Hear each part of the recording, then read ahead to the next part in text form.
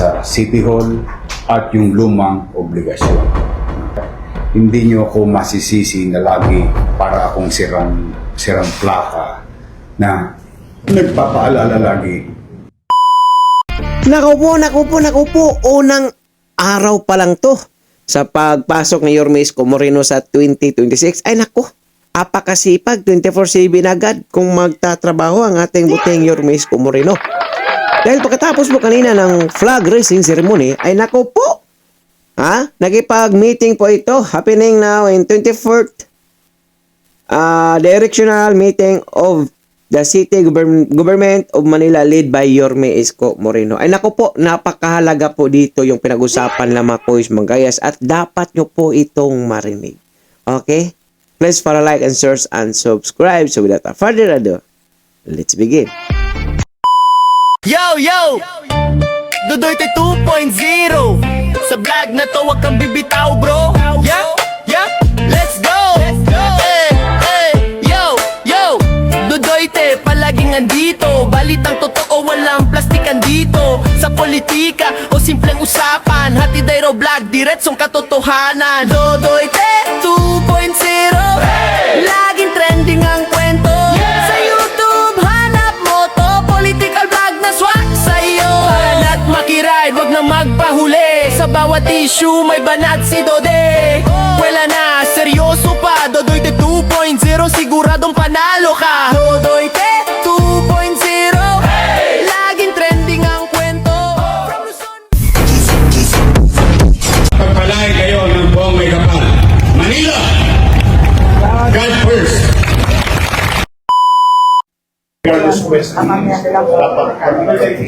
What's the exemption yan? Exemption.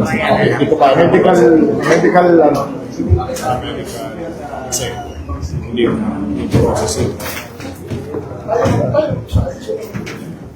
Morning.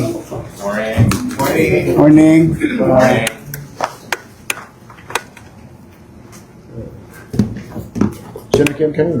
Good morning. Madam Vice Mayor, please lead us to prayer.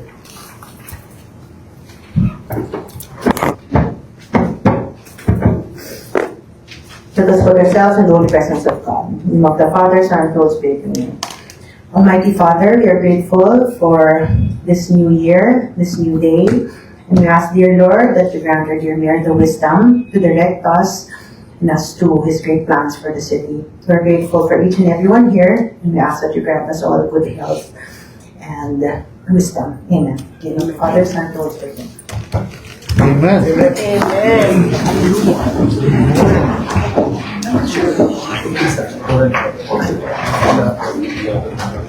Morning. Sa bakasyon niya. Buti pa kayo. Anyway, let's go now to before we continue, I'd like to thank each and every one of you and your employees also in your respective department. We did final reporting last over the weekend. So, plus after that, I had an orientation or briefing about the fiscal situation of the city. As you all know already by this time, I don't know if you're watching the report, that we already paid about 48% of the 11 billion, not 10.2 billion, but now 11 billion. As we see the data, you know that already na no documents were submitted to us during the transition, so we tried to find our way governing the city in the absence of such. But now it's about 11 billion, and the 11 billion PYO done in the past already been addressed by this administration, all of us here, through your effort. We have already paid about 48% of that. So, the trajectory of having at least answered previous obligation about 4 years, at least now we can honestly say it's clear that in the next 3 years or the next 2 years, 2.5 years, it may be settled, hopefully. Malaking hamon lang for this year. But I'm happy yung obligasyon natin sa taong bayan at saka yung obligasyon natin sa ating mga empleyado na pagtagumpayan natin. Masaya ba mga empleyado niyo? Oh, I'm happy with the hospital ng Maynila. During my stay with my son, kasi na-amibiasis yung anak ko eh. My wife opted to believe in us. Believe in the same thing that we build for our people. She opted to bring my son to hospital ng Maynila. And I'm really glad the professionalism of our medical frontliners. I'm proud of them. I hope they're doing the same thing with others. But I'm proud of the institution and the facilities. Even my son would ask kung yun daw ba'y private hospital. Kasi usually sa St. Luke siya dinadala. But then again, I told them, no, this is public hospital. Why it's so cold?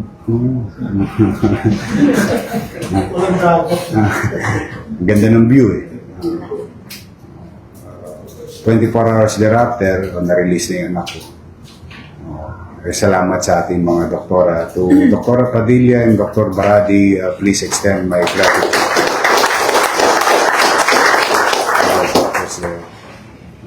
I hope that yun na nga, magtuloy-tuloy lang, tingin ko.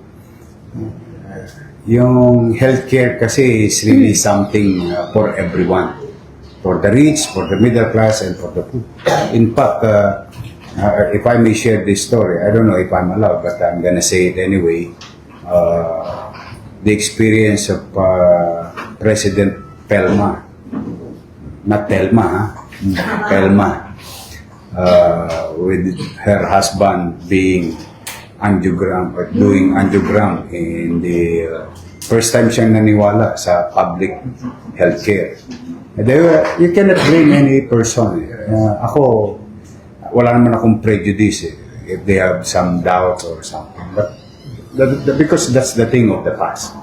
But nowadays, I think with what we have built and we're going to build, better healthcare facility. Mahirap lang kasi mahal ang mga ekwipo. For example, may bibilin tayong makina, more or less, a little less than 30 million pesos for hospital ng Maynila, which I approved already 3 days ago.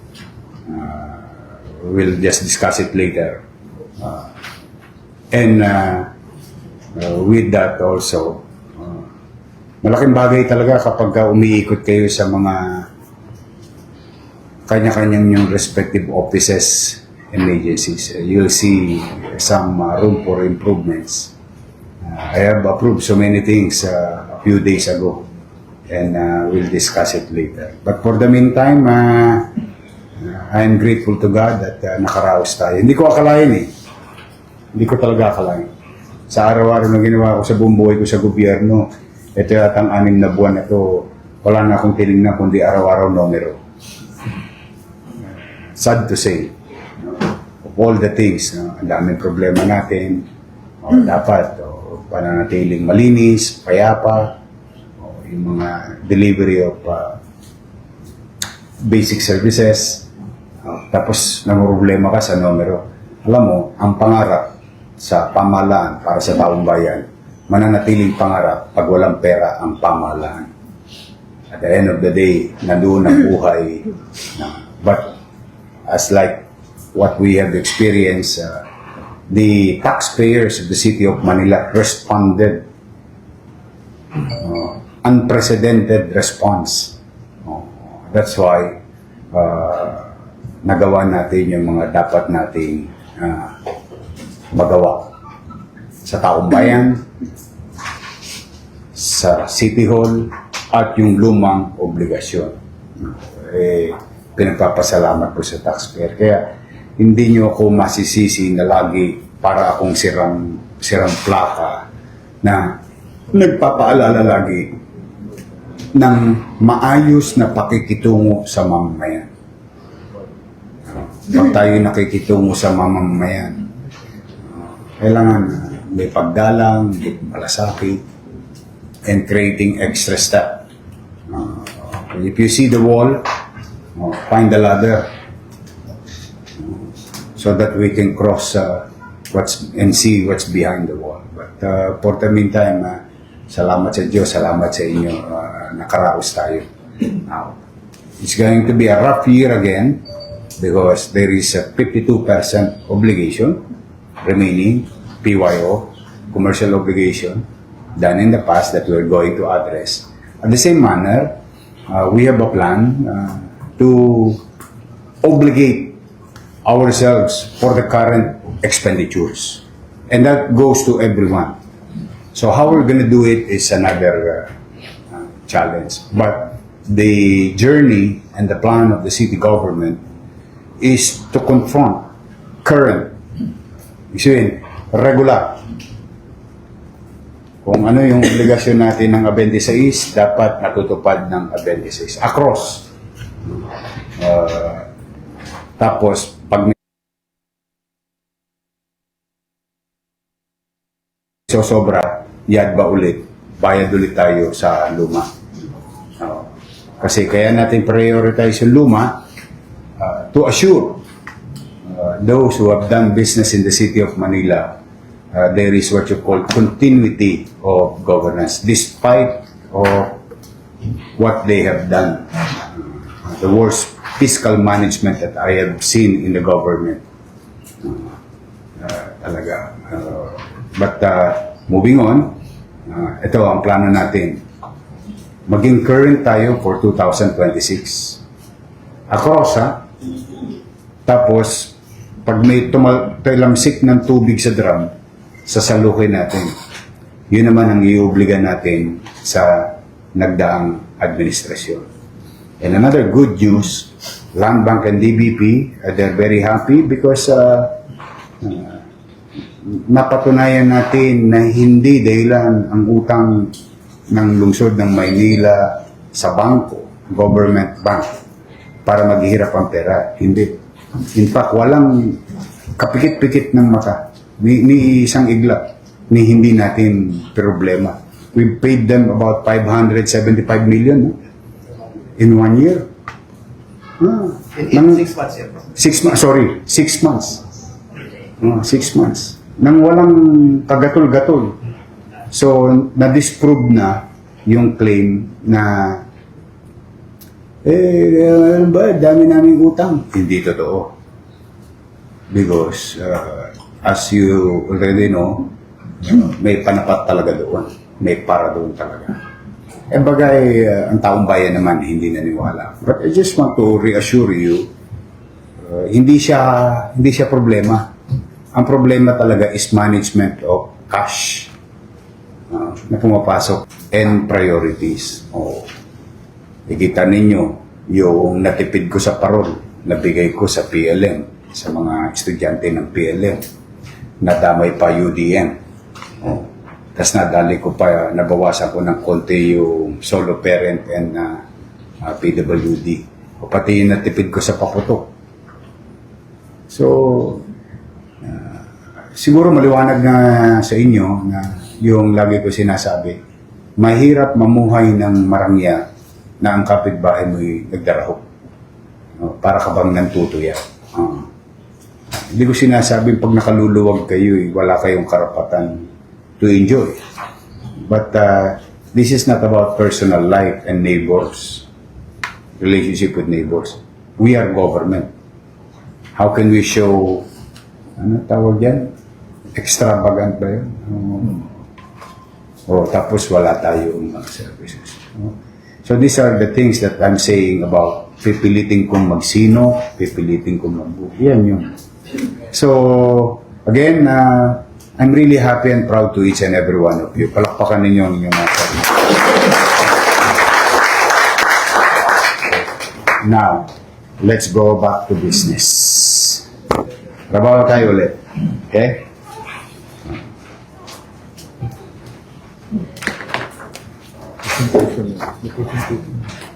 Okay. May presentation ng MTPB, MDRRMO. Kayo na magpe-present. Kailan yung press conference natin? 7. Tungkol ito sa translasyon. So, ako, ospital na naman. Tingnan nyo to, ha? Sige. Let's hear the presentation of the MDRRMO regarding to translasyon for 2026. Huwag niyo kakalimutan, may Santo Niño rin tayo. Ha? Sige. Okay.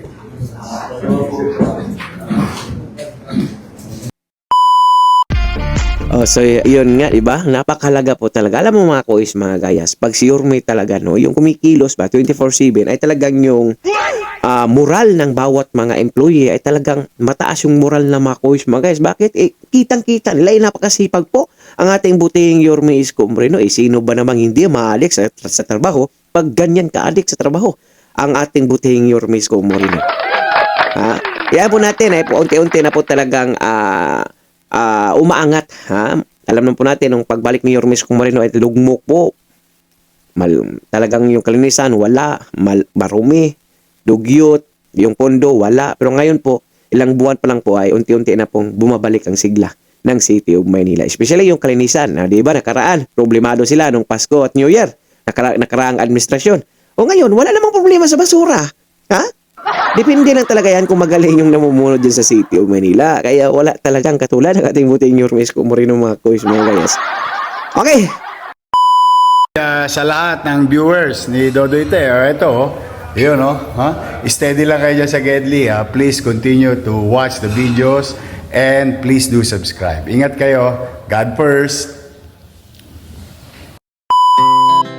Our hearts beat to the city streets. We began to feel the fire.